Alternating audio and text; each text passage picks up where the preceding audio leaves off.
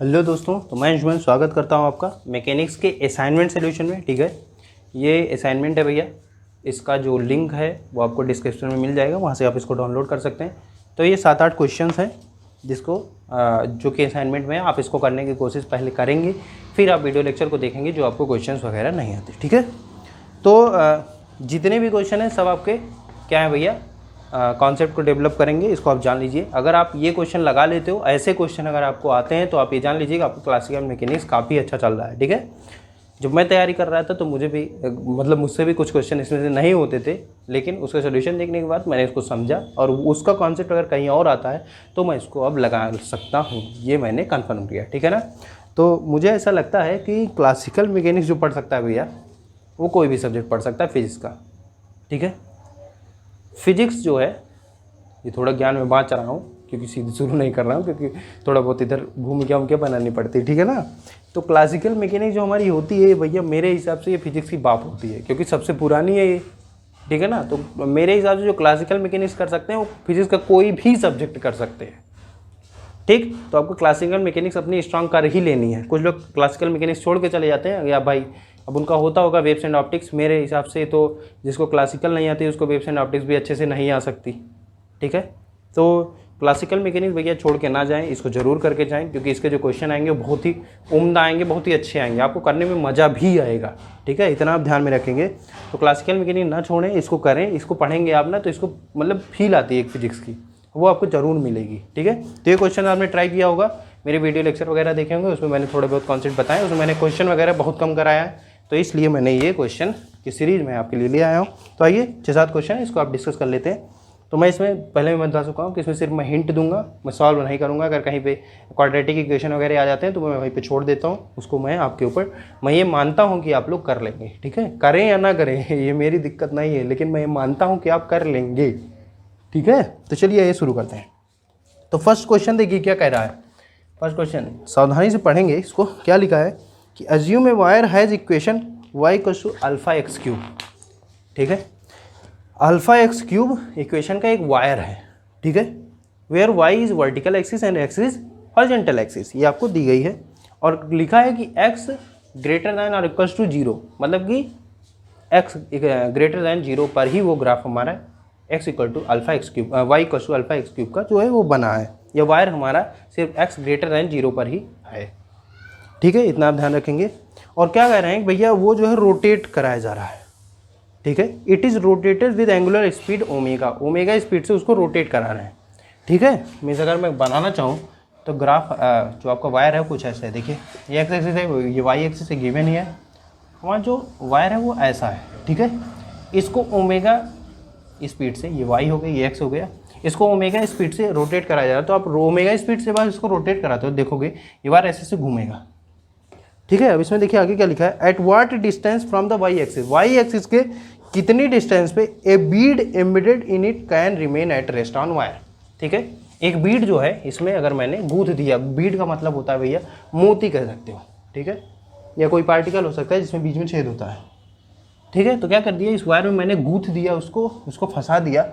अब किस ये ओमेगा एंगुलर स्पीड से, ओमेगा आपको दिया गया, ओमेगा एंगुलर स्पीड से घूम रहा है, तो वाई एक्सिस से कितनी डिस्टेंस पे, यहाँ से कितने डिस्टेंस पे, ये एक्स डिस्टेंस हो गई, इससे कितने डिस्टेंस पे जो हमारा बीड है ये रेस्ट पर रहेगा। ठीक है, ये हमें एक्स निकालना है, तो एक्स हमें चाहिए। तो ये देख लेते हैं। तो देखिए ये y = अल्फा एक्स क्यूब का हमारा ये क्या है, वायर है। ठीक, अब इसको निकालने की कोशिश आइए करते हैं। तो देखिए जब ये घूमेगा, ये वायर है हमारा। ठीक है, ऐसे वायर है हमारा। ठीक है, ये हमारी वाई एक्सिस है, ऐसा हमारा वायर हमारा ऐसे ऐसे घूम रहा है खूब तेज़ी से। ऐसे ऐसे जब रोटेट करा तो आप देखेंगे जो बीड का इधर वाला हिस्सा है ये इसे टच कर जाएगा। जैसे टच किया तो ये जो है इस वाले जो y = अल्फा एक्स क्यूब का ये जो कर्व है, ये वायर है, इस पर क्या लगाएगा, नॉर्मल रिएक्शन फोर्स लगाएगा। ठीक है, तो आइए इस पर यहाँ पे जिस पोजीशन पे मान लीजिए यहाँ पे x पोजीशन पे रेस्ट पे है। ठीक है, तो यहाँ पे जो अगर मैं इस पर टेंजेंट खींचूँ, ऐसे थोड़ा गंदा खींच रहा हूँ भैया, इस पर अगर मैं टेंजेंट खींचूँ तो इस पर एकदम परपेंडिकुलर हमारा नॉर्मल रिएक्शन लगेगा। ठीक है, ये हो गया नॉर्मल रिएक्शन, कह सकते हो ये एंगल अगर मैं मान लूँ थीटा, मतलब कि जो टेंजेंट से अगर नॉर्मल हमारे थीटा एंगल पे है, ठीक है, तो सॉरी ये थीटा पे नहीं है, ठीक है, ये तो 90 डिग्री पे है भैया। नॉर्मल रिएक्शन हमेशा क्या कर लगता है किसी भी सरफेस के, जैसे मान लीजिए सर्कल है और यहाँ पे अगर मेरा नॉर्मल रिएक्शन लग रहा है तो इस पर हम लोग टेंजेंट खींच सकते हैं। तो किसी भी एक पॉइंट पे जहाँ पे नॉर्मल रिएक्शन लग रहा है उस पर मैंने टेंजेंट खींचा इस कर्व पे, ठीक है, इस कर्व पे मैंने टेंजेंट खींच दिया, नॉर्मल रिएक्शन हमने फिक्स कर लिया, ठीक है। अब ये करते हैं कि ये जो हमारा बीड है, अगर ये घूम रहा है वायर बीड के साथ, तो यहाँ पे एक सर्कल बनाएगा कि नहीं बनाएगा? बिल्कुल बनाएगा भैया, ठीक। और इस सर्कल का जो रेडियस है इसको मैं मान रहा हूँ x, पहले ही मान लिया आपने x, ठीक। और इस x का ये x जो है वो n से मान लीजिए आपका थीटा एंगल बना रहा है, या आप ये कह सकते हो कि ये mg है, नीचे mg लगेगा, ठीक है। इसका मास मैं m मान रहा हूँ, बीड है जो, उसका मास आपको इसमें नहीं कि मैंने, इसको आप लिख लेंगे जो बीड का मास है वो m दिया गया है, ठीक है। अगर नहीं भी दिया गया तो कोई समस्या नहीं, क्योंकि आप जब आंसर देखोगे तो उसमें m आपका डिपेंडेंसी नहीं होगी, ठीक है। m नीचे लग रहा है और इससे एकदम मैं अगर इसके एकदम सीधी अगर लाइन खींचूँ तो यहाँ से मैं मान रहा हूँ कि n जो बना रहा है एंगल थीटा बना रहा है, ठीक है। थोड़ा घास पास हो गया, लेकिन आप देखेंगे अल्फा एक्स क्यूब पे हमने क्या खींचा, टेंजेंट खींचा, पहली चीज़। दूसरी चीज़ उस पर एकदम परपेंडिकुलर हमारा नॉर्मल लगेगा, वो हमने खींच दिया, और mg के सीधे ऊपर हमने एक लाइन खींची, ठीक, जिस पे एंगल हमने बनाया थीटा, ठीक है। इतना आप समझ रहे हो। और अगर ये थीटा है तो ये क्या हो जाएगा, n साइन थीटा, और ये ऊपर हो जाएगा n कॉस थीटा। हो जाएगा कि नहीं हो जाएगा? बिल्कुल हो जाएगा। अब देखिए यहाँ पे अगर सर्कुलर मोशन हो रहा है, आप देखिए जहाँ पे सर्कुलर मोशन आपको दिखे, थोड़ा सा भी सर्कुलर लिखे, तुरंत आप सोचेंगे कि इसके रेडियल इक्वेशन ऑफ मोशन और टेंजेंशियल इक्वेशन ऑफ मोशन के बारे में, ठीक है। तो ये रेडियल इक्वेशन ऑफ मोशन लिखते हैं, तो रेडियल इक्वेशन ऑफ मोशन लिख दो भैया, F R equals to MAR, ऐसा लिख सकते हो ना। तो यहाँ पे लिखो, तो देखो लिखोगे n sine theta this equals to m omega square x, लिख सकते हो, बिल्कुल लिख सकते हो, ये लिख दिया। और अगर ये मेरा हो गया क्या, रेडियल इक्वेशन ऑफ मोशन। और यहाँ पे अगर मैं देखूँ तो इसका जो टेंजेंशियल इक्वेशन ऑफ मोशन होगा इस पार्टिकल का, वो क्या हो जाएगा, n cos theta equals to mg, ये तो होगा भैया। अब क्या करते हैं, इसको क्या कर देते हैं, इसको क्या कर देते हैं भैया, डिवाइड कर देते हैं। यहाँ पे अगर आप डिवाइड करो तो क्या मिलेगा मुझे, tan theta equals to omega square x divided by g, ये मिल गया मुझे, tan थीटा की वैल्यू मिल गई। अब आप ये देखो, यहाँ से एक चीज़ और कनेक्ट आपको करनी पड़ेगी कि मैंने यहाँ पे टेंजेंट खींचा था, ठीक है ना। और आप ये भी जानते हो कि tan थीटा इक्वल्स टू होता है dy बाई dx, ये तो होता भैया। तो यहाँ पे देखो tan थीटा अगर मैं निकालूँ तो dy बाई dx करोगे तो यहाँ पे क्या हो जाएगा, 3 अल्फा एक्स स्क्वायर, ठीक है। तो यहाँ पे मैं tan थीटा की वैल्यू रिप्लेस करूँगा, आइए लिख देते हैं, तो 3 alpha X square divide this equals to omega square X divided by G, X square से एक्स यहाँ पे कैंसिल हो गया, और यहाँ से मुझे एक्स मिला, एक्स इक्वल्स टू मिला, वो मिला omega square divided by G into 3g alpha, ठीक है। तो ये मेरा हो गया इसका सोल्यूशन, ठीक है। तो आप सॉल्व करेंगे, अगर आपका ये सोल्यूशन आ रहा है भैया किसी भी मेथड से तो आपका रिजल्ट सही है, अगर नहीं आ रहा है तो आप इसको देख लेंगे, ठीक है। समझ में आया बिल्कुल, चलिए ठीक। दूसरा क्वेश्चन जो है हमारा, दूसरे क्वेश्चन का तो भैया आपको कॉन्सेप्ट पता है। दूसरा क्वेश्चन तो सबसे हो जाना चाहिए मेरे हिसाब से, अगर आपने वर्टिकल सर्कुलर मोशन के बारे में पढ़ा है। तो क्या है, सिंपल पेंडुलम है, इसको पॉइंट ऑफ सस्पेंशन से भैया छोड़ा जा रहा है, ठीक है। तो टेंशन आप बताइए लोएस्ट पॉइंट पे। तो आप देखिए मैंने आपको वहाँ पे बताया था वर्टिकल सर्कुलर मोशन में कि v initial square equals to v final square plus 2gh, ये बताया था ना, ठीक है। ये बताया था, कंजर्वेशन ऑफ एनर्जी से इसको प्रूव भी किया था। तो यहाँ से आप देखें v initial square this equals to, v initial मतलब 0 का square, this equals to v final क्या है भैया, यहाँ पे मैं लोएस्ट पॉइंट पे जहाँ पे मुझे वेलोसिटी निकालनी है उसको मैं कह रहा हूँ v स्क्वायर, ठीक है, प्लस 2g, और h हमारा है r, ठीक है ना, जितनी लेंथ है हमारे वायर की, या कह सकते हो किसी भी स्ट्रिंग की, ठीक। यहाँ से हमें मिला कि v स्क्वायर इक्वल्स टू क्या हो गया, माइनस 2gr, ठीक है, ये हमें मिल गया, ठीक। अब यहाँ पे देखिए माइनस है, हमें जो है v स्क्वायर का सिर्फ मैग्नीट्यूड चाहिए, तो इसको आप प्लस भी कर सकते हो या फिर माइनस रहने दो, कोई समस्या नहीं। अब यहाँ पे निकला, ठीक है। अब लोएस्ट पॉइंट पे अगर मुझे टेंशन निकलना है तो क्या, देखिए जब यहाँ से इसको मैं ड्रॉप करूँगा तो ऐसा कुछ सर्कुलर मोशन बनाएगा, ठीक है। अगर सर्कुलर मोशन बना रहा है तो मैं क्या लिख सकता हूँ भैया, सीधा लिखो radial equation of motion, F R equals to M A R. यहाँ पर लिखो एफ आर हमारा क्या है, टी इक्वस टू बोलो जल्दी, T equals to minus M V square divided by R plus M G, क्योंकि नीचे आएगा तो उस पर क्या लगेगा भैया, हाँ। और इसका जो मास रिलीज़ किया जा रहा है आप देखोगे mg4 नीचे लगाया भी है, मतलब इसका मास यहाँ पे ये बॉब है, इसका मास m दिया गया है, ठीक है। तो ये हो गया, इतना आप समझ रहे हो। This implies T equals to देखो माइनस वी स्क्वायर का मान यहाँ पे रख दोगे तो आएगा 2mg plus mg, this equals to 3mg, ठीक है। ये समझ में आया, तो इसका आंसर हो गया भैया 3mg। इसको काफ़ी लोगों ने लगा लिया होगा, मुझे पता है, ठीक है। अगर नहीं लगा पाए तो आप यहाँ पे देख सकते हो, ठीक। तो ये सेकंड क्वेश्चन हो गया। थर्ड क्वेश्चन देखिए, और भी इंटरेस्टिंग है। थर्ड क्वेश्चन से काफ़ी कॉन्सेप्ट आपको बनेगा। तो थर्ड क्वेश्चन हमारा कह रहा है कि एक हॉरिजॉन्टल कोई टेबल है, ठीक है ना, हॉरिजॉन्टल टेबल है, उस पर कोई रिंग टाइप का हमने कोई भी रिंग हमने रख दी है, ठीक है ना। ये साइकिल का टायर हमने मान लो रख दिया है, ठीक। थर्ड क्वेश्चन यहाँ पे डिस्कस हो रहा है कि एक टेबल है, टेबल मान लो ये टेबल है, इस पर हमने एक रिंग टाइप का एक थाली रख दो आप, उसको रख दिया है, ठीक। और एक छोटा सा मास उसको हमने उसके किनारे लगा दिया है, और वहाँ से इसे इनिशियल वेलोसिटी v0 पे मैंने मान लीजिए ऐसे किक कर दिया, ठीक। तो ऐसे क्या करेगा, और नाचेगा थोड़ी देर, ठीक है। नाचते नाचते कुछ दूर जाएगा, मतलब एक आध दो रोटेशन लेगा और फिर रुक जाएगा, ठीक है। तो इनिशियल वेलोसिटी हमने v0 दी। अब हम ये देख रहे हैं कि टाइम के साथ उसकी वेलोसिटी कैसे चेंज होगी, या ऐसा कह सकते हो कि v ऑफ t, मतलब कि t टाइम पे उसकी वेलोसिटी क्या होगी, यही हमें निकालना है, ठीक है। इनिशियल स्पीड आपको v0 दी गई है, ठीक है। और रेडियस जो है, जो सर्कुलर थिंग जो है वहाँ पे, उसका जो रेडियस है वो क्या दिया गया भैया, r, ठीक। और कोफिशिएंट ऑफ फ्रिक्शन जो है वो उस पार्टिकल और जो सरफेस है उसका, कोल वाली चीज़ का, उसके बीच में क्या है, म्यू है, ठीक है। आपको दिया गया है। अब देखिए इसमें भी सर्कुलर मोशन हो रहा है। जैसे मैंने बताया आपको, सर्कुलर मोशन जैसे भी मिले आपको क्या लगा देना है, सर्कुलर मोशन का कॉन्सेप्ट, मतलब कि रेडियल इक्वेशन ऑफ मोशन और टेंजेंशियल इक्वेशन ऑफ मोशन, इसको सिर्फ उसी से डील करूंगा, देखिएगा। तो आइए रेडियल इक्वेशन ऑफ मोशन लिखिए, F of R equal to M A R, इसको लिख सकते हो, ठीक है। F of R equal to M A R, F R मतलब रेडियल इक्वेशन, तो यहाँ पे आप देखोगे एन मतलब नॉर्मल रिएक्शन, एन रिंग में लिख सकता हूँ, ठीक है ना। रिंग पे जो नॉर्मल रिएक्शन लग रहा है N ring, this equal to M V square divided by R, ये लिख सकते हो ना। वी जो है टाइम टी पे, वेलोसिटी हमारी टाइम टी पे, वी इक्वल टू वेलोसिटी या स्पीड एट टाइम टी, ठीक है। ये हमें नोन है, ठीक। M V square by R हो गया, ठीक। ये समझ में आया, ये हमारा हो गया पहला इक्वेशन। अब यहाँ पे टेंजेंशियल इक्वेशन क्या लिखेंगे, टेंजेंशियल इक्वेशन लिख सकते हो या ट्रांसवर्स इक्वेशन। मैंने बताया टेंजेंशियल कब होगा, ट्रांसवर्स कब होगा।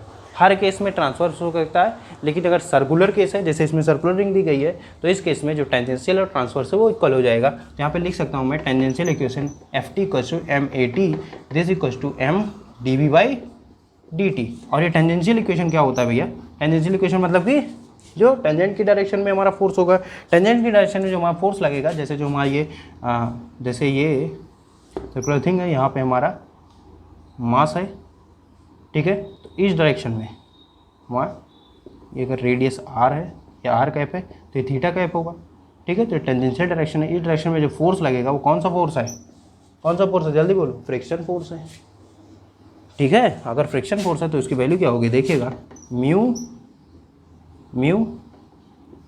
एन, यही तो होता है, ठीक है। तो म्यू हमारा कोएफिशिएंट ऑफ फ्रिक्शन दिया है, एन है N ring, this equals to N M D V by D T, ठीक है ना। और ये हॉरिजॉन्टल है इसलिए एम जी नहीं लगा रहा हूँ, वर्टिकल होता तब तो एम जी लगा देता, लेकिन हॉरिजॉन्टल है। अब देखिए यहाँ पे जो इस डायरेक्शन में एन लग रहा है वो एम जी को बैलेंस कर रहा है, ठीक है। तो हॉरिजॉन्टल मोशन की बात हो रही है, ना कि वर्टिकल की। तो इसमें ये मत कहिएगा कि एम जी क्यों नहीं लगाया, क्योंकि हॉरिजॉन्टल मोशन की बात हो रही है, ठीक है। तो M D V by D T हो गया। यहाँ से आप देखिए एन रिंग की वैल्यू मैं यहाँ पे रख सकता हूँ, mu M V square divided by R, this equals to M D V by D T, ये हो गया, ठीक है। आर तो हमारा फिक्स है, तो यहाँ पे लिख सकता हूँ मैं, एम से एम कैंसिल हो गया, तो mu by R D T this equals to D V by V square. अब यहाँ पे इसको इंटीग्रेट कर दो, टी इक्वल्स टू 0 पे जो हमारी वेलोसिटी थी वो वी नॉट थी, या स्पीड हमारी वी नॉट थी, और T equals to time T पे जो हमारी स्पीड है वो वी हो गई। यहाँ पे आप इसको इंटीग्रेट कर लोगे और आपका जो आएगा वही आंसर होगा। ठीक है, समझ पाए? तो सिर्फ बेसिक एकदम कॉन्सेप्ट लगाया आपने। सर्कुलर मोशन हो रहा था तो आपने रेडियल इक्वेशन ऑफ मोशन लिखी और टेंजेंशियल इक्वेशन ऑफ मोशन लिखी। अब देखो मैं कह रहा हूँ कि सर्कुलर मोशन जहाँ होगा इन्हीं दोनों के बारे में आपको सोचना है। तो ये नहीं है कि जैसे आपने रेडियल भी लगाया और टेंजेंशियल भी लगाया, मान लीजिए आपने रेडियल लगाया और आपका काम बन गया तो आप रेडियल ही लगा के छोड़ दो, अगर नहीं काम बन रहा तो आपको दोनों लगाना पड़ेगा। लेकिन एट मोस्ट केसेस में अगर मान लीजिए TIFR और जेस्ट के क्वेश्चन आप सॉल्व कर रहे हो तो दोनों आपको लगाने ही पड़ेंगे और यूज करने पड़ेंगे, थोड़ा कॉमन सेंस आपको यूज करना ही पड़ेगा। ठीक है, तो आप इसको थोड़ा ध्यान में रखेंगे। ठीक है, फोर्थ क्वेश्चन है, ये इंटरेस्टिंग है और ये भैया बहुत ज़्यादा कॉन्सेप्ट मेकिंग क्वेश्चन है। ठीक है, क्या कह रहा है कि हमारा कोई हॉरिजॉन्टल टेबल फिर रखी गई है। हॉरिजॉन्टल टेबल भैया बहुत ज़्यादा प्यार है मुझे हॉरिजॉन्टल टेबल से। ठीक है, हॉरिजॉन्टल टेबल रखी गई है और उसमें बीच में छेद कर दिया गया है। ठीक, यहाँ से एक जो है रोप हमारी लटका दी गई है और यहाँ पे एक पार्टिकल हमारा बांध दिया गया है। ठीक है, अब क्या किया मैंने, रोप को जो है धीरे से इसे खींचा।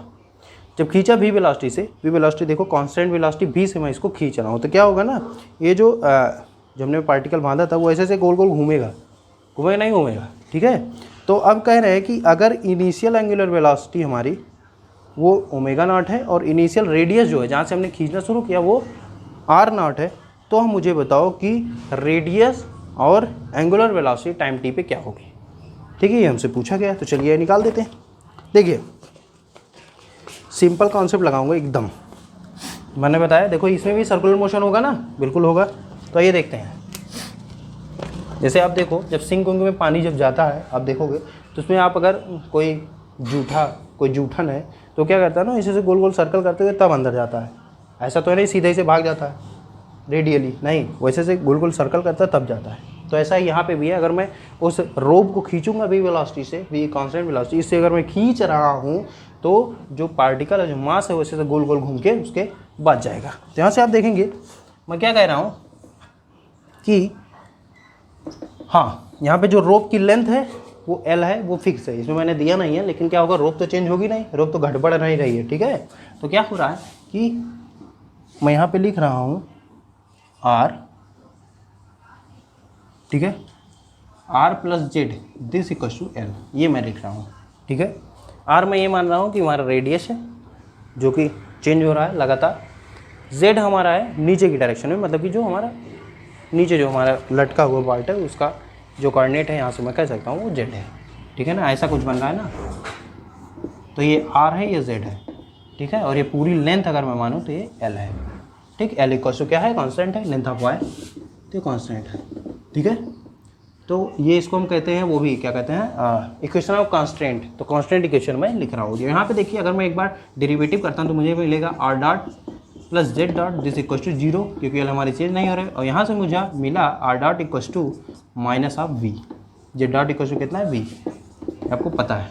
ठीक है, और अगर मैं फर्दर डिफ्रेंशिएट करता हूँ r डबल डॉट तो ये हो जाएगा 0, क्यों, क्योंकि हमारी जो वेलोसिटी है वो कांस्टेंट है, कांस्टेंट वेलोसिटी से उसको v वेलोसिटी से खींचा जा रहा है। ठीक है, इतना आप समझ गए। यहाँ से देखिए r डॉट मतलब हो गया dv बाई dt। ठीक है, दिस इक्वल्स टू हो गया माइनस v, हुआ कि नहीं हुआ, अब सॉरी r डॉट हो गया मतलब dr by dt this equals to minus v। यहाँ से आप लिख सकते हो, देखिएगा यहाँ से आप लिख सकते हो, जब मैं इसको यहाँ ले जाऊँगा तो लिखूँगा dr equals to minus v dt। अब इसको आप इंटीग्रेट अगर करोगे तो t इक्वल्स टू 0 पे जो मेरा रेडियस था वो r नॉट था, और t इक्वल्स टू t पे जो हमारा रेडियस है इसको मैं r मान रहा हूँ। ठीक है, ठीक, या इसको r ऑफ t कह सकते हो। तो यहाँ से आपको मिलेगा कि r of t equals to r naught minus V T. ठीक है, तो मुझे मिल गया कि रेडियस एट टाइम t क्या होगा। इक्वेशन ऑफ कांस्टेंट से मिल गया मेरा रेडियस क्या होगा। ठीक है, लेकिन मुझे अब ओमेगा भी निकालना है, तो ओमेगा अगर निकालना है तो आपको क्या निकालना पड़ेगा भैया, या फिर टेंजेंशियल इक्वेशन ऑफ मोशन लगाओ या फिर रेडियल इक्वेशन ऑफ मोशन लगाओ। ठीक है, तो आप दोनों लगा सकते हो, लेकिन मैं यहाँ पे tangential equation of motion use करके लिखूंगा। ठीक है, रेडियल भी आप लिख के देखोगे, वहाँ से आपको रेडियल इक्वेशन ऑफ मोशन अगर आप लिखते हो तो आपको टेंशन पता चलेगा। ठीक है, ठीक, कैसे देखिए रेडियल का इक्वेशन ऑफ मोशन लिखो, T equals to M A R, ठीक है ना, रेडियल एक्सेलरेशन। तो यहाँ पे देखो M R double dot minus R theta dot square है ना, तो आर डबल डॉट ये हो गया 0, तो यहाँ से मिला minus M R theta dot square. तो थीटा डॉट अब मुझे अभी पता ही नहीं है, यही तो मुझे निकालना है। अगर ये पता चल जाएगा तो मुझे टेंशन भी मिल जाएगा, और ये हमारा हो गया रेडियल इक्वेशन ऑफ मोशन, ये मुझे पता चल गया। अब आइए टेंजेंशियल इक्वेशन ऑफ मोशन पहले लिखते हैं, टेंजेंशियल इक्वेशन ऑफ मोशन। देखिए इसमें तीसरा भी क्वेश्चन बन गया, टेंशन बताओ एट टाइम टी, ठीक है। तो टेंजेंशियल इक्वेशन ऑफ मोशन आप लिखो तो क्या लिखोगे, F of T equals to M A T, ठीक है ना। यहाँ पे आप ये भी लिख सकते हो M D V by D T, ठीक है ना। तो यहाँ पे v क्या है, कांस्टेंट है, तो ये हो गया 0। मतलब टेंजेंशियल इक्वेशन ऑफ मोशन मेरा, या मतलब कह दीजिए टेंजेंशियल फोर्स हमारा वो क्या है, 0 है। कोई भी टेंजेंशियल फोर्स नहीं लग रहा है, तो आप यहाँ पे अगर मैं लिखना चाहूँ देख सकता हूँ 1/r D by D T of R square theta dot this equals to 0, मतलब कि आर स्क्वायर थीटा डॉट मेरा क्या हो गया, कांस्टेंट हो गया, ठीक है। आर स्क्वायर थीटा डॉट अगर मेरा कांस्टेंट हो गया तो यहाँ से आप लिख सकते हो, क्या लिखोगे जल्दी बोलो, R square theta dot constant हो गया, मतलब कि r1 square theta dot 1 square this equals to r2 square into theta 2 dot square, ठीक है। तो r1 मतलब मैं लिखते हैं इनिशियल और नॉट स्क्वायर और omega naught r square theta dot, ठीक है ना। तो ये omega naught this equals to r2 square और यहाँ पे थीटा 2 डॉट, या इसको मैं क्या लिख सकता हूँ ओमेगा टी, ठीक है। तो यहाँ पे ओमेगा टी आप लिख सकते हो और naught square omega naught divided by r2 square का मतलब हो गया कि रेडियस एट टाइम t, तो ये क्या मिला था मुझे r naught minus V T का होल स्क्वायर, तो ये मुझे मिल गया ओमेगा ऑफ टी, ठीक है ना। ओमेगा ऑफ टी मिल गया, तो इसको आप टेंशन में रख दोगे इसमें यहाँ पे, और इसको यहाँ पे रखोगे तो आपको मिलेगा कि हमारा टेंशन जो है वो टाइम के साथ कैसे वेरी हो रहा है। देखो टेंशन 1/t⁴ से वेरी हो रहा है, और हमारा जो ओमेगा है 1/t² से वेरी हो रहा है, ठीक है ना। तो इसका ग्राफ भी पूछा जा सकता है, TFR में पूछते हैं ना, तो इसका पूछेंगे और कहेंगे इसका ग्राफ बनाओ। तो ग्राफ आप यहाँ पे देखोगे, 4 ग्राफ दे देंगे, कहेंगे किसको सेटिस्फाई कर रहा है, तो आपके पास अगर इक्वेशन है तो आप ग्राफ बना सकते हो, ठीक है। इतना आप समझ गए। 4th क्वेश्चन एकदम समझ में आ गया, बिल्कुल, चलिए ठीक है, इससे आपका कॉन्सेप्ट थोड़ा बहुत बना होगा। तो जहाँ भी सर्कुलर मोशन का क्वेश्चन आए, मैं यही बताना चाह रहा हूँ बार बार कि कहीं भी अगर सर्कुलर मोशन का क्वेश्चन आए तो आपको कुछ नहीं करना भैया, सिर्फ और सिर्फ आप क्या करो, रेडियल इक्वेशन ऑफ मोशन और टेंजेंशियल इक्वेशन ऑफ मोशन ही लगाओ, ठीक है। इतना आप ध्यान में रखेंगे। तो 5th क्वेश्चन आइए, 5th देख लेते हैं, ये तो और ईजी है। 5th जो है वो ये है हमारा कि मास हमारा m, 2 मास है, m यहाँ पे फिक्स्ड है, m यहाँ पे फिक्स्ड है, और यहाँ पे स्मॉल मास m है जो कि इतनी दूरी पे है। इनके बीच की दूरी जो है यहाँ पे d दी गई, ये भी हमारा d दी गया, ठीक है। अब कह रहे हैं कि मिड पार्टिकल को अगर डॉटेड लाइन पे डिस्प्लेस किया जाए, थोड़ा सा डिस्प्लेस किया हमने, x डिस्टेंस मान लो, ठीक है, यहाँ पे गया। अब क्या होगा, ये मास अगर यहाँ पे पहुँच गया तो इसके बीच में, मतलब इन दोनों मास के बीच में फोर्स लगेगा इधर, ये मास इस पर इधर फोर्स लगाएगा, क्यों, क्योंकि ग्रेविटेशनल फोर्स की वजह से, ठीक है। और हमारा जो रिजल्टेंट फोर्स होगा इस डायरेक्शन में होगा, ठीक है। मतलब कि हमने इसको जब ऊपर डिस्प्लेस किया तो ये नीचे आने की इसकी टेंडेंसी बढ़ेगी। जब यहाँ पे गया तो एक पॉइंट ऐसा आएगा जहाँ पे रेस्ट पे आएगा, फिर ये नीचे आना शुरू होगा। जहाँ पे नीचे आया तो यहाँ पहुँचा तो इसकी काइनेटिक एनर्जी बढ़ जाएगी और ये इधर की तरफ भागने लगेगा, ठीक है। इधर की तरफ आया, फिर इसने फोर्स लगाया और ऊपर की तरफ भेजा, ठीक है। तो यहाँ पे ये ऑसिलेट करेगा, ठीक है। कब ऑसिलेट करेगा, उसकी एक कंडीशन है कि x हमारा वो बहुत कम होगा d से, तब हमारा ये ऑसिलेशन होगा, जो मैंने आपको लेक्चर पढ़ाते समय आपको कंडीशन भी दी थी, ठीक है। अब क्या करते हैं, ये देख लेते हैं कि हमारा जो ऑसिलेशन फ्रीक्वेंसी है वो क्या होगा, ठीक है। तो यहाँ पे आप देखोगे ये हमारा क्या होगा, ग्रेविटेशनल फोर्स Fg। तो Fg हमारा क्या होता है, -g m1 m2 का मतलब m², क्योंकि mm बराबर है डिवाइडेड बाई डिस्टेंस, ये d है, ये x है, मतलब कि √x² प्लस d², ठीक है। g m1 m2 by r², यही तो होता है। तो ये ग्रेविटेशनल फोर्स मुझे मिला, ठीक, ये हम लिखेंगे। अब देखिए इस ग्रेविटेशनल फोर्स को अगर मैं यहाँ पे थीटा लूँ तो f cos थीटा इधर, f sin थीटा इधर, इसका भी f cos थीटा इधर, sin थीटा इधर, तो sin थीटा वाले कंपोनेंट कैंसिल हो गए और यहाँ पे मिला कि 2f cos theta equals to m में, ये मिल जाएगी नहीं मिल जाएगा। इस मास का अगर मैं इक्वेशन ऑफ मोशन लिखूँ, ये जो हमारा जो मास ऑसिलेट कर रहा है इसका इक्वेशन ऑफ मोशन यही होगा ना, 2f cos theta equals to m में, ये मैं लिख सकता हूँ। यहाँ पे लिखूँगा 2fg मतलब कि -g m square divided by x square plus D square और cos of theta this equals to M x double dot. और आपको पता है कि m x double dot equals to minus omega square x, ठीक है ना। ऐसा कुछ होगा तो ये एस एच एम की इक्वेशन होती है, ठीक है। और ओमेगा हमारा क्या होता है, फ्रीक्वेंसी, ठीक है। ये हमें निकालना है। तो यहाँ से आप देखो, अब इसको हम लोग इसकी फॉर्म में बनाने की कोशिश करते हैं। तो कॉस थीटा इक्वल्स टू क्या हो जाएगा, कॉस थीटा इक्वल्स टू निकालने की कोशिश करो। देखो cos theta equals to base upon hypotenuse, base upon hypotenuse, ठीक। इसके सामने का ये परपेंडिकुलर हो गया, ये बेस हो गया और ये हाइपोटेन्यूज हो गया। तो बेस मतलब एक्स अपॉन हाइपोटेन्यूज मीन्स यहाँ पे लिख सकते हो 2 minus G M square divided by x square plus D square to the power 3/2 और यहाँ पे एक्स, ठीक है। और यहाँ पे हो गया एम एक्स डबल डॉट। अगर एक्स हमारा क्या है, बहुत ही छोटा है डी से, तो आप यहाँ पे लिख सकते हो, आप डी का ले लो, कॉमन ले लो। अगर आप डी कॉमन लेते हो तो आपको मिलेगा यहाँ से, डी कॉमन ले लो, डी कॉमन लिया आपने, मिला आपको -2gm² डिवाइडेड बाई डी, अगर कॉमन ले लिए डी स्क्वायर आप बाहर निकलो यहाँ से, तो हो जाएगा डी क्यूब और यहाँ पे मिलेगा 1 + d² बाई एक्स स्क्वायर और यहाँ पे 3/2 और यहाँ पे आपको एक्स है, तो यहाँ पे मिला एम एक्स डबल डॉट। तो वहाँ पे आप यहाँ देखोगे ये जो क्वांटिटी है ये बहुत ही ज़्यादा लेस देन 1 है, ठीक है ना, क्योंकि एक्स अगर आप डी कॉमन ले रहे हो तो यहाँ पे एक्स आएगा, x square divided by D square. ये बहुत ही ज़्यादा लेस देन 1 है, ठीक है ना, कम है बहुत ज़्यादा ना या 1 से, ठीक। तो इसको मैं 10 to 0 मान सकता हूँ, ठीक। तो यहाँ से आपको मिल गया कि -2 ये इक्वल होगा gm² divided by D cube और यहाँ पे X this equals to M x double dot. तो देखिए इस वाली इक्वेशन से वेरी कराइए, तो ये हमारा हो गया omega square means omega square equals to 2gm² divided by D cube और यहाँ पे आपको ओमेगा की यहाँ से आप वैल्यू निकाल सकते हो, ठीक है। तो ऑसिलेशन फ्रीक्वेंसी मिल गई।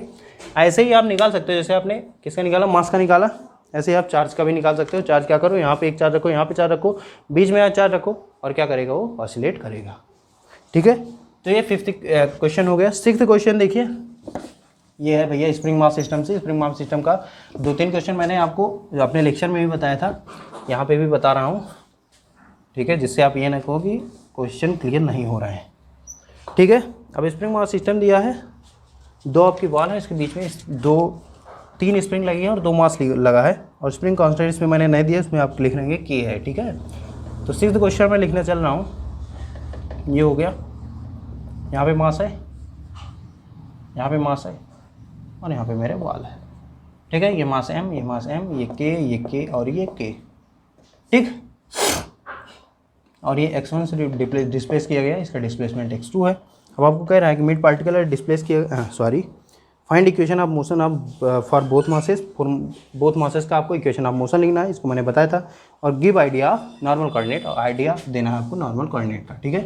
तो वहाँ से अभी हम नॉर्मल कोऑर्डिनेट भी डिफाइन करेंगे। तो आइए देखिएगा, तो ये लिखिए इक्वेशन ऑफ मोशन लिखिए, इसका पहले मास का, इसको मैं मास मान रहा हूँ फर्स्ट मास। तो फर्स्ट मास के लिए अगर मैं इक्वेशन ऑफ मोशन लिखूँ तो आपको पहले बताया था कि क्या लिखते हैं हम लोग, फोर्स क्या होता है, के, ठीक है ना, के इंटू एक्सपेंशन और कंप्रेशन, यही तो होता है ना। तो यहाँ पे देखो के अगर मुझे लिखना होता तो मैं क्या करता हूँ, इससे माइनस इतना, मतलब 0 - x1, ठीक है। यहाँ पे लिखना होगा प्लस के x2 - x1 this equals to M x1 double dot, ठीक है। तो यहाँ से लिख सकता हूँ -k x1 प्लस के x2 minus K x1 this equals to M x1 double dot, ठीक है। ये होगा हमारा पहला इक्वेशन। दूसरे पार्टिकल का अगर मैं लिखना चाहूँ इसका, तो फिर वही के x1 - x2 मैंने आपको लिखना सिखाया था, प्लस के तो 0 है, तो this equals to 0 - x2 this equals to M x2 double dot, ठीक है। तो इक्वेशन ऑफ मोशन हो गया। यहाँ से मैं लिख सकता हूँ के x1 - के x2 minus K x2 this equals to M x2 double dot, ठीक है। सेकंड इक्वेशन हो गया। अब आपको नॉर्मल कोऑर्डिनेट के बारे में आइडिया देना है, तो क्या करते हैं, पहले क्या करते हैं, x1 और x2 को ऐड करते हैं। दोनों को ऐड करिए, दोनों को अगर मैं ऐड करता हूँ तो देखेंगे ये कैंसिल हो रहा है, ये कैंसिल हो रहा है और आपको मिल रहा है क्या, -k x1 plus x2 this equals to M x1 double dot plus x2 double dot, ये मिल रहा है ना। मैंने ऐड किया 1 + 2 किया, तो ऐड किया तो मुझे ये मिला। अगर मैं सब्सट्रैक्ट करता हूँ तो देखिए -k सेपरेट करिए, इसको इससे घटाइए अगर तो आपको देखिए माइनस के एक्स वन माइनस के वन माइनस 2 के X one minus 3 K X one, ठीक है ना। इससे डिवाइड माइनस करेंगे तो ये दोनों जुड़ेगा और यहाँ भी प्लस आ जाएगा तो ये तीनों जुड़ जाएंगे। Minus 3 K X one plus X two, ठीक है ना, सॉरी हाँ यहाँ पे प्लस होगा। This equals to M X one minus X two, यहाँ पे सॉरी यहाँ पे माइनस होगा, ठीक है ना। कैसे माइनस आएगा समझ रहे हो, एक्स रू ये इससे घटेगा, ठीक। तो ये हमें मिलेगा अगर मैं 1 और 2 को सब्सट्रैक्ट करता हूँ। आप इसको सब्सट्रैक्ट करके देख लेंगे कुछ भी आएगा, लेकिन आप देखेंगे ये और ये इक्वल आना चाहिए, ठीक है। तो यहाँ से आप ये लिख सकते हो, देखो यहाँ से मैं अगर ये डिफाइन करूँ कि x हमारा x1 ये है x1 प्लस x2, ठीक है। तो मैं ये लिख सकता हूँ कि x1 double dot equals to x1 double dot small x1 double dot और स्मॉल x2 डबल डॉट। तो यहाँ से मैं ये लिख सकता हूँ, यहाँ पे देखो minus K x1 double dot minus K x1 this equals to m x1 double dot, ठीक है। तो यहाँ से आप लिख सकते हो माइनस के by m x1 this equals to m x1 double dot. तो आप इसको कह सकते हो कि ये नॉर्मल मोड की जो फर्स्ट नॉर्मल मोड, इसमें 2 नॉर्मल मोड होंगे, फर्स्ट नॉर्मल मोड की जो फ्रीक्वेंसी है वो omega equals to under root K by M है। अगर ऐसे ही हम लोग डिफाइन करें x2 equals to big x2 equals to x1 minus x2, ठीक है। तो अगर मैं डबल डेरिवेटिव इसका भी ले लूँ तो यहाँ पे लिखूँगा x1 double dot minus x2 double dot, ठीक है। और इसको मैं यहाँ पे अगर पुट करता हूँ तो मैं लिखूँगा माइनस 3 के by M x2 this equals to x2 double dot, ठीक है ना। बिग x2 है भैया, इसको ऐसा लिखेंगे, ठीक है। और यहाँ पे देखिए सेकंड नॉर्मल कोऑर्डिनेट है, ये सेकंड नॉर्मल मोड है और इसकी जो फ्रीक्वेंसी होगी ओमेगा अंडर रूट 3 के बाई एम होगी, ठीक है। तो 2 नॉर्मल मोड है इसमें, दोनों फर्स्ट नॉर्मल मोड की जो फ्रीक्वेंसी ओमेगा बाई एम है और second under root K by M है, और सेकेंड नॉर्मल मोड है उसकी जो फ्रीक्वेंसी है वो अंडर रूट 3 के बाई एम है। समझ पा रहे हो। तो ये हमारा था नॉर्मल मोड का आइडिया और यही हमारे नॉर्मल मोड कहलाते हैं। जैसे x1 को x1 प्लस x2 आपने रिप्लेस किया तो क्या हुआ, जो हम कपल्ड डिफरेंशियल इक्वेशन जो थे वो किस में हो गए भैया, सिंगल डिफरेंशियल इक्वेशन में बन गए ना, ठीक है। और इसको हमने सॉल्व किया तो यहाँ से हमें फ्रीक्वेंसी मिल गई, ठीक है। तो नॉर्मल मोड का यूज में बता सकता हूँ कि ये क्या इसका यूज करके हम लोग जो कपल्ड डिफरेंशियल इक्वेशन है उसको क्या करते हैं, डीकपल करते हैं, ठीक है। तो ये हमारा 6th क्वेश्चन था, यहाँ से आपको आइडिया मिल गया, ठीक है। और TIFR का भी एक क्वेश्चन था जिसको मैंने अपने लेक्चर में आपको समझाया, ठीक है। तो ऐसे ही 7th क्वेश्चन आइए देख लेते हैं। 7th क्वेश्चन आसान है और एक आपको बोनस क्वेश्चन मैंने आपको वहाँ नीचे दे रखा है, ठीक है। तो 7th क्वेश्चन आइए करते हैं। 7th क्वेश्चन आपका है कि हमारे पास एक रॉड है, ठीक है, थिन रॉड, ठीक। इसको क्या करते हैं हम लोग, एक रफ हॉरिजॉन्टल सरफेस है इस पर रखा गया है, ठीक है। ये वाई एक्सिस है, हमारे थिन हॉरिजॉन्टल सरफेस है और ये जो सरफेस है जैसे कि हमारा सरफेस है इस पर ये रॉड ऐसे रखी गई है, ठीक है। और एक एंड से ऐसे इसको इस पर रोटेट कराया जा रहा है, ठीक है। अब इसको जब रोटेट कराया जा रहा है, जैसे मैंने बताया ना रोटेट कराया जा रहा है, ओमेगा से मान लीजिए रोटेट करा रहे हैं, तो what is the torque fixed in due to friction. अब आपको टोटल टॉर्क बताना है यहाँ से, जैसे पॉइंट O है तो यहाँ से टोटल टॉर्क कितना लगेगा, जैसे इसमें फ्रिक्शन फोर्स लगेगा इस डायरेक्शन में। अब देखो कैसे करते हैं, ये हॉरिजॉन्टल सरफेस है, यहाँ पे मैंने अपनी रॉड रखी और इसको ऐसे ऐसे घुमाना शुरू किया, ठीक है। आप देखोगे तो फ्रिक्शन फोर्स की वजह से इसके एक एंड से क्या बनेगा, टॉर्क लगेगा ना। तो इसका मास है m और इसकी लेंथ है टोटल l, ठीक है। अब हम क्या करते हैं, वही सिंपल, अगर आपका एक्सटेंडेड ऑब्जेक्ट है तो हम क्या करेंगे, सिंपल एकदम है कि आपका अगर एक्सटेंडेड ऑब्जेक्ट है तो आपको क्या करना पड़ेगा, आपको पहली बात तो आप सेंटर ऑफ मास से कर सकते हो, या दूसरा आपका ये तरीका है कि आप क्या करो, एक्सटेंडेड ऑब्जेक्ट है तो आप स्मॉल एलिमेंट कट करो। तो x पे गया मैं और dx का एक एलिमेंट काटा, तो मैं पहले देखूंगा dx पे कितना टार्क लग रहा है, ठीक है, कितना प्रोड्यूस हो रहा है टार्क। फिर उसके बाद हम देखेंगे कि टोटल जो हमारे घूम रहा है टोटल टार्क इस पर कितना ये एक्सपीरियंस कर रहा है, ठीक है। यहाँ पे डी टाउ इक्वल टू क्या लिख सकते हो, df इंटू एक्स लिख सकते हो ना, टाउ जो है df इंटू एक्स लिख सकते हो, या ऐसे भी लिखा जाता है x into f into D x, ठीक है ना। लेकिन क्या हो रहा है, जो फ्रिक्शन फोर्स हमारा वेरी हो रहा है, देख रहे हो ना, यहाँ पे कुछ अलग होगा, यहाँ पे अलग, यहाँ पे अलग, यहाँ पे अलग, क्या। और यहाँ पे देखो अगर मैं लैम्डा लिखूँ मास पर यूनिट के, लैम्डा इक्वल टू m/l होगा, ठीक है। तो dm कितना होगा, dm इक्वल टू, बोलो जल्दी, dm इक्वल टू क्या होगा, m/l इंटू dx, ये होगा भैया, ठीक है, लिख सकते हो ना। तो यहाँ पे देखो df मतलब कि फ्रिक्शन फोर्स अगर मैं लिखना चाहूँ तो df इक्वल टू होता है mu into dn equal to क्या हो जाएगा म्यू dm इंटू जी, क्योंकि इसका मास हम कह रहे हैं dm है, ठीक है। हॉरिजॉन्टल सरफेस है, तब भी अगर मैं मास काट रहा हूँ तो क्या होगा, नॉर्मल रिएक्शन जो लगेगा वो mg के द्वारा बैलेंस होगा ना। अब देखो, आप इमेजिन करो यहाँ पे जब मैंने यहाँ पे काटा तो n ऊपर लग रहा है तो mg नीचे लग रहा है, ठीक है ना, ऐसा हुआ। तो dm इंटू जी, अब देखिए df मुझे मिल गया, अब यहाँ पे रख देते हैं d tau equals to mu g into dm की जगह मैं लिख सकता हूँ m/l into x into dx, ठीक है। इसको इंटीग्रेट कर दो, अगर मेरे टावर यहाँ पे अगर निकालूंगा मैं 0 होगा तो ये लेंथ 0 l, तो यहाँ पे टाउ, तो टाउ इक्वल्स टू म्यू जी, और यहाँ पे इसको इंटीग्रेट करोगे, इंटीग्रेट करो यहाँ पे तो क्या हो जाएगा मेरा mu G x² divided by 2, और यहाँ पे 0 टू l, तो यहाँ पे रखोगे mu G l² divided by 2, ठीक है। इतना हमारा, ठीक है ना, mu g divided by l, तो यहाँ पे m/l, सॉरी m यहाँ पे है, l नीचे है, m/l, l से l कैंसिल हो जाएगा, तो यहाँ पे mu G L divide by 2 आएगा, ठीक है ना। Mu G L divide by 2 आपका देखिए यहाँ पे मिल गया आपको। जब मैंने यहाँ पे एक एलिमेंट काट के एक्स पे जाके एक एलिमेंट काटा, उस पर पहले टॉर्क निकाला, फिर पूरे पे मैंने इंटीग्रेट करके टॉर्क निकाल लिया, ऐसे इसी को कहते हैं एलिमेंटल मेथड, ठीक है ना। एलिमेंट पे पहले आप निकालो जो आपको निकालना है, फिर आप उसको क्या करो, इंटीग्रेट करके पूरे पे आप टॉर्क वगैरह कुछ भी आपको निकालना है वो निकाल सकते हो। हाँ, पहले दूसरी चीज़ हो गया कि मैंने जो बताया आपको सेंटर ऑफ मास पे पूरा फोर्स, आप देखो इसका सेंटर ऑफ मास कहाँ पे है, l/2 पे है ना, यहाँ पे, ठीक है। अगर यहाँ पे पूरा मास हमारा, sorry mu mg l divided by 2, ये हमारा आंसर है। तो यहाँ देखिए, अगर मैं टोटल सेंटर ऑफ मास पे मैं पूरा फोर्स अगर इमेजिन करूँ तो क्या हो जाएगा, टाउ इक्वल टू क्या होता है F.dr। तो अगर मैं यहाँ पे देख रहा हूँ कि हमारा जो अगर टोटल फोर्स में सेंटर ऑफ मास पे, सेंटर ऑफ मास कितने पे है, l/2 पे है। यहाँ से इस रॉड का जो सेंटर ऑफ मास है वो कितने पे है, l/2 पे है, ठीक है। और फोर्स मेरा यहाँ पे कितना लगेगा, फोर्स कितना लगेगा, म्यू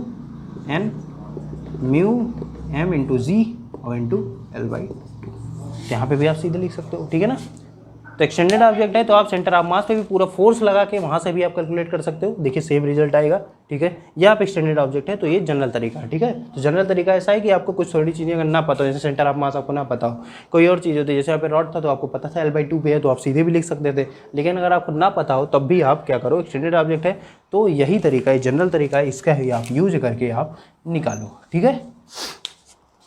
अब देखिए एक बोनस क्वेश्चन आपको दिया मैंने, इसमें आपको बोनस क्वेश्चन मैंने लिखा भी है, तो बोनस क्वेश्चन इसको नंबर 8 मान लेते हैं। ये क्या है कि एक रॉड दी गई है, ठीक है, ऐसे यहाँ पे भी फोर्स F लग रहा है, यहाँ पे भी फोर्स लग रहा है, ये हमारा सेंटर O है, ये है पॉइंट C जो कि l/4 डिस्टेंस पे है, ठीक है ना। ये F लग रहा है, F कह रहा है कि tau C divided by tau O मुझे निकाल के दे दो, ठीक। इसका आंसर आप बताइए जल्दी, ठीक है। इसका आंसर होगा 0, सॉरी 0 नहीं होगा, इसका आंसर होगा 1। क्यों होगा 1, देखिए क्यों होगा, क्योंकि देखिए मैंने आपको बताया था 2 पॉइंट, अगर आपका नेट फोर्स 0 होगा, नेट फोर्स आपका क्या हो जाए, नेट फोर्स अगर आपका 0 हो जाए तो टॉर्क जो है वो इंडिपेंडेंट हो जाता है ऑब्जर्वेशन पॉइंट से, ठीक है ना, ठीक।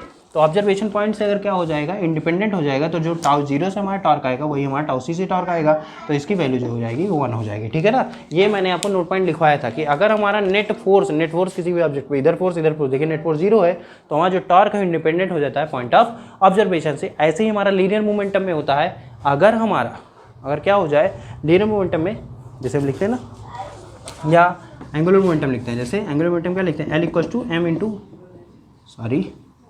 एंगुलर मोमेंटम क्या कर लेते हैं, R क्रॉस P, ठीक है ना। तो एंगुलर मोमेंटम में भी ये कॉन्सेप्ट होता है कि अगर हमारा नेट मोमेंटम 0 हो जाए, किसी भी बॉडी का अगर नेट मोमेंटम 0 होगा तो उसमें अगर हम लोग एंगुलर मोमेंटम कैलकुलेट कर रहे हैं तो वो पॉइंट ऑफ ऑब्जर्वेशन पे डिपेंड नहीं कर सकता। किसी भी पॉइंट में, स्पेस में किसी भी पॉइंट पे, अगर किसी भी पॉइंट से अगर आप एंगुलर मोमेंटम निकालते हो तो उसकी वैल्यू जो है वो क्या आएगी, सेम आएगी, ठीक है ना। तो ये 2 नोट पॉइंट थे, इसको मैंने लिखवाया भी था, अगर नहीं नोट किया तो अब नोट कर लो कि नेट फोर्स 0 तो torque independent of observation point, अगर नेट मोमेंटम 0 तो हमारा जो एंगुलर मोमेंटम होगा वो हमारा इंडिपेंडेंट होगा पॉइंट ऑफ ऑब्जर्वेशन से, ठीक है। तो ये आपके 7-8 क्वेश्चंस थे, ठीक। इससे आपका पक्का है, ज़रूर आपका कुछ ना कुछ कॉन्सेप्ट बना होगा। ऐसे ही 2-4 लेक्चर मैं और ले आऊँगा, आप चिंता नहीं करेंगे। क्वेश्चंस मैं आप सॉल्व कराऊँगा। आपका पहले देखिए मैथमेटिकल फिजिक्स भी चल रहा है, तो मैथमेटिकल फिजिक्स भी आप पढ़ सकते हो, तो मैथमेटिकल फिजिक्स भी पढ़ें, ठीक है। और ये भी पहले आपके आते रहेंगे कुछ दिन पे। तो ये हमारा था मैकेनिक्स का असाइनमेंट, जो कि आप डाउनलोड करके खुद से प्रैक्टिस करके फिर आप यहाँ पे सोल्यूशन देखेंगे, ठीक है। तो मैं अंशुमन आप चलता हूँ, धन्यवाद। मिलते हैं हम लोग अगले लेक्चर में। अगला लेक्चर मतलब कि इसका सोल्यूशन भी हो सकता है, और उधर हमारा मैथमेटिकल फिजिक्स चल रहा है तो वो चलता ही रहेगा, ठीक है ना। तो आपको अगर ये सोल्यूशन या असाइनमेंट आपको अच्छा लगा हो तो आप क्या करें, इसको अपने दोस्तों के साथ शेयर करें, पहली चीज़। दूसरी चीज़, अगर अच्छा लगा तो उसको लाइक कर दें, ठीक है। कोई भी चीज़ अगर आपको नहीं समझ में आए इसको कमेंट करें। मैं नेक्स्ट लेक्चर में अगर मैं किसी भी असाइनमेंट का सोल्यूशन ले आऊँगा तो उसमें आपको चर्चा ज़रूर करूँगा उस पॉइंट की, अगर मुझे वो लगा कि वो वाजिब पॉइंट है तो, ठीक है। और तीसरी चीज़, उसको आप शेयर करें अपने दोस्तों में, और उनको अगर पसंद आता है तो उनसे कहिए भैया सब्सक्राइब करें और लाइक करें, क्योंकि 50% जनता ऐसी है जो देख ले रही है और लाइक नहीं कर रही, ठीक है। तो आप लाइक करें, शेयर करें और सब्सक्राइब करें हमारे चैनल फिजिक्स फाउंडेशन को। मैं अंशुमन अब चलता हूँ, धन्यवाद।